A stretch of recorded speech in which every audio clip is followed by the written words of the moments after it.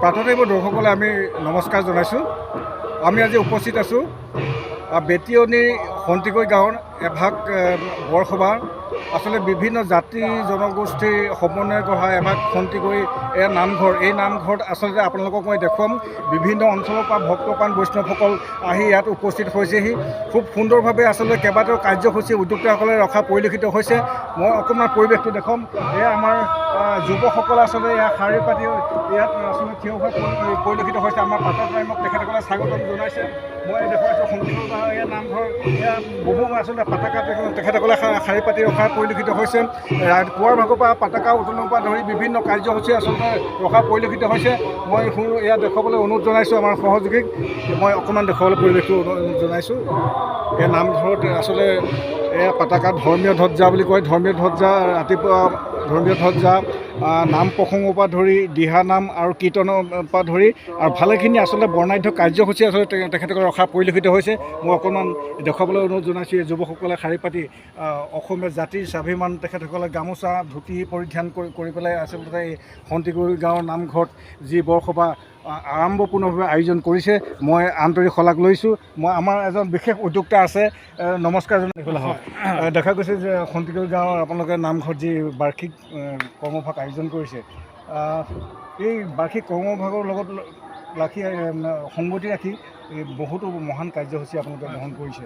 কেনেধৰণে আচলতে কিয় কৰিছে আচলতে এই কাৰ্যসূচী কওক। প্ৰথমতে মই আপোনাৰ চেনেলৰ যোগেদি ভক্তপ্ৰাণ ৰাইজৰ পদপদ্মত সেৱা আগবঢ়াইছোঁ। এই পৰম্পৰা ৰক্ষা কৰি এই সন্দিকৈ গাঁৱৰ ৰাইজ একত্ৰিত হৈ এই বাৰ্ষিক বৰসভাভাগ অনুষ্ঠিত কৰি আহিছে আৰু আজিও তাৰ ব্যক্তিক্ৰম নহয়। এই অনুষ্ঠানভাগ যোৱা কালিৰ পৰা দুদিনীয়া কাৰ্যসূচী আমি উদযাপন কৰিছোঁ। যোৱাকালি কাৰ্যসূচী আছিলে পুৱা ভাগত ধৰ্মধ্বজা উত্তোলন, বৃক্ষৰোপণ আৰু 2 বজাৰ পৰা আমাৰ মিঠৈ বন্ধা। বৰসভা বিশেষ মানে এটা মানে এৰিব নোৱাৰা এবিধ দ্ৰব্য পৰম্পৰা। এই পৰম্পৰা ডেকা যুৱকসকলে দিনৰ 2 বজাৰ পৰা মিঠৈ বন্ধা কাৰ্যসূচী ৰূপায়ণ কৰিলে আৰু ৰাতিলৈ ভাগৱত পাঠ আৰু মহিলাসকলৰ নেগেৰা নাম পৰিৱেশন কৰিলে। গতিকে নেগেৰা নাম পৰিৱেশনৰ পিছতে আমাৰ কাৰ্যসূচী যোৱাকালি ৰাতি 11 বজাত আমি সামৰণি মাৰিছোঁ। আৰু আজি এই দ্বিতীয় দিনৰ কাৰ্যসূচী পুৱা আমাৰ নাম প্ৰসংগ, কীৰ্তন পাঠ আৰু হিয়ানাম আৰু দিহানাম আৰু গায়ন বায়ন, আমাৰ এই পঞ্চকীৰ্তনে এই অনুষ্ঠানভাগ আমি আয়োজন কৰিছোঁ। গতিকে এই বাৰ্ষিক বৰসভাৰ লগত আমি সংগতি ৰাখি 2017 চনৰ পৰা আমাৰ এই অঞ্চলৰ এজন ৰাজ্যিক পুৰস্কাৰপ্ৰাপ্ত শিক্ষক দণ্ড বৰা, তেখেতৰ সোঁৱৰণত আমি দণ্ড বৰা শৈক্ষিক বঁটা প্ৰদান কৰি আহিছোঁ। আৰু এই বঁটা আমি প্ৰদান কৰোঁ যে বেতিয়নী গাঁও পঞ্চায়তৰ অন্তৰ্গত যিসকল ছাত্ৰ ছাত্ৰীয়ে হাইস্কুল নম্বৰ লাভ কৰে, সেই তাৰে 2জন ছাত্ৰক আমি এই বঁটা প্ৰদান কৰি আহিছোঁ। আৰু উমেশ সন্দিকৈ বঁটাও আমি প্ৰদান কৰিছোঁ। হাইস্কুল শিক্ষান্ত পৰীক্ষাত যিজন ছাত্ৰই গণিতত সৰ্বোচ্চ নম্বৰ পায়, তেওঁকো আমি এই বঁটা প্ৰদান কৰি আহিছোঁ। গতিকে এই বঁটাত আছে এটা স্মাৰক অভিনন্দন পত্ৰ আৰু এখন সংবিধান আৰু এটা জাপিয়ে আমি তেওঁলোকক ভুল হৈছে, এখন অভিধান আৰু এটা জাপিয়ে আমি তেওঁলোকক অভিনন্দন জ্ঞাপন কৰোঁ। আৰু উমেশ সন্দিকৈ শৈক্ষিক বঁটাটো ঠিক একেদৰে আমি আপোনাক ধন্যবাদ জ্ঞাপন কৰিছোঁ। আপুনি ভালেখিনি কাৰ্যসূচীৰ কথা ক'লে। যিহেতু আপোনালোকে যি সৰ্বোচ্চ নম্বৰ পোৱা ছাত্ৰ ছাত্ৰীসকলক আপোনালোকে সম্বৰ্ধনা জনালে, ইয়াত উপস্থিত আছে আপোনাক অকণমান মাতি দিয়ক, মই দুআষাৰ সোধাৰ চেষ্টা কৰিম। এটা অতি গৌৰৱৰ বিষয়, এওঁ হাইস্কুল শিক্ষান্ত পৰীক্ষাটো দণ্ড, এইবাৰ হায়াৰ ছেকেণ্ডেৰী পৰীক্ষাটো এখেতে দণ্ড পৰা শৈক্ষিক বঁটা পাবলৈ সক্ষম হৈছে। কি ক'বা, খুব এটা সুন্দৰ পৰিৱেশ আচলতে বিৰাজ কৰিছে। এটা মাংগলিক কাৰ্যসূচীয়ে তোমালোকক এটা উপচাই পেলাইছে আচলতে ধৰ্মীয় কাৰ্যসূচীয়ে। কি ক'বা এই ক্ষেত্ৰত?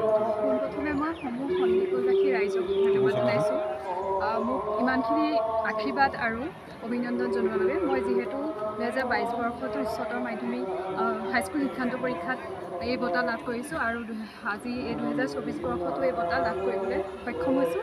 মই সমূহ ৰাইজক আকৌ এবাৰ ধন্যবাদ জনাইছোঁ মোক দ্বিতীয়বাৰৰ বাবে পুৰস্কৃত কৰি তোলাৰ বাবে। আৰু এনেদৰে যদি আমাৰ অঞ্চলৰ ছাত্ৰ ছাত্ৰীসকলক যদি অনুপ্ৰেৰণা আৰু অভিনন্দন দিব পাৰে, তেতিয়া হয়তো আমাৰ অঞ্চলৰ বহুতো ল'ৰা ছোৱালী উৎসাহিত হ'ব আৰু আমাৰ শৈক্ষিক দিশত যথেষ্ট আগবাঢ়ি যাব বুলি মই আশা কৰিছোঁ। আচলতে আমাৰ ছাত্ৰীগৰাকীয়ে যথেষ্ট গুৰুত্বপূৰ্ণ বক্তব্য ৰাখিছে যে এনেধৰণে যদি এনেকৈ বৰসবাহৰ কাৰ্যসূচীৰ লগত সংগতি ৰাখি যদি এনেধৰণৰ মহান কাৰ্যসূচী ৰাখে আচলতে ছাত্ৰ ছাত্ৰীসকলৰ মাজত অনাগত দিনত আচলতে আৰু উৎসাহ পাব, ভালকৈ পঢ়িবলৈ, ভাল নম্বৰ পাবলৈ আৰু আচলতে এই অঞ্চলত গৌৰৱ কঢ়িয়াই আনিবলৈ সক্ষম হ'ব বুলি তেওঁ আশা প্ৰকাশ কৰে। আমি অকণমান পৰিৱেশটো আৰু মানে দেখুৱাইছোঁ। এয়া আচলতে নামঘৰতে আমাৰ হিয়ানাম, গায়ন বায়ন, দিহানাম চলি আছে। খুব এটা সুন্দৰ পৰিৱেশ মই দেখুৱাইছোঁ। আচলতে এটা ভক্তি ভৰা সেৱা, আচলতে আমাৰ ভক্তিত আমাৰ মূৰ দূৰ খাই আহে নামঘৰ ভাগ দেখিলে।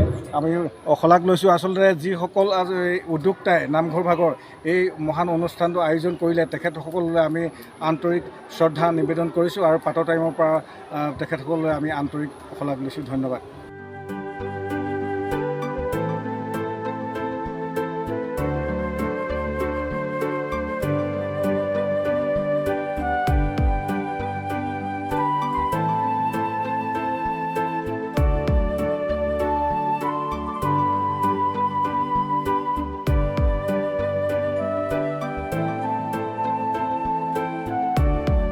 শদিয়াৰ পৰা ধুবুৰীলৈ, বৰাকৰ পৰা ব্ৰহ্মপুত্ৰলৈ সকলোৰে মাজত চিনাকি এটা নাম প্ৰাতঃ টাইম। থলুৱা ভাষা, কৃষ্টি আৰু সত্য বাতৰিৰ আধাৰত প্ৰতিষ্ঠিত খবৰ প্ৰাতঃ টাইমৰ প্ৰতিটো বা বাতৰি পুংখানুপুংখভাৱে চাবলৈ Facebook, YouTube, website, Twitter, Instagram আৰু ব্লগাৰ পেজত লাইক আৰু ফ'ল' কৰক।